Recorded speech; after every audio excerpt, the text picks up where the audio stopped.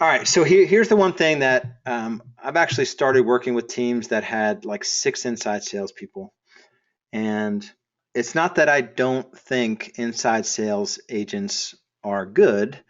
Um, they're just difficult to find, hard to train unless you're a mastered inside sales. I see a lot of agents that never phone warriors. They were never phone animals, right?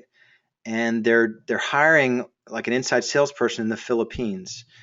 And the chances that you can get that to work where you don't own that skill set yourself, it's very, very, very, very, very, very low. I think that was like six varies. And I'm not going to be the one to tell you you can't get it to work, but I will tell you that unless you're a phone animal yourself, it's just going to be difficult, right? Because it's hard enough to train a local ISA. I believe we just found a phone animal, and I'm using that term from Tim Heil. He runs a call center of like 75 inside salespeople, so he knows it. But he spent 4 or 5 hours a day outbound dialing, circle prospecting, and expireds and FISBOs, cold calling people for hours every day. That's how he built his real estate team for years.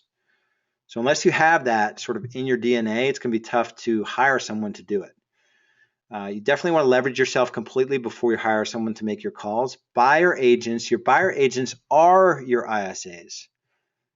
Your ability to structure their day and say, okay, listen, so you're going to be successful. I promise you 6 figures, but it's not going to come without 8 a.m. to 11 a.m. structured time on the phone. And don't allow entitlement to set in. If your third hire is an inside salesperson, it's like, what are you doing? You know? And I know a lot of you are struggling with listing inventory, but you've got to use direct response methods to get listings.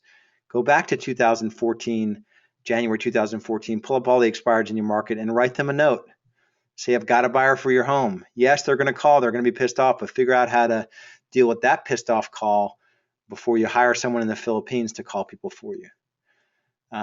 I believe that a buyer ISA comes when you have 3 to 4 highly productive agents.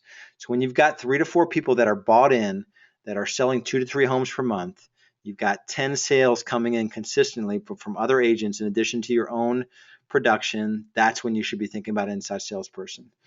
You got to have accountability in place for your buyer agents, daily activities, and weekly tracking.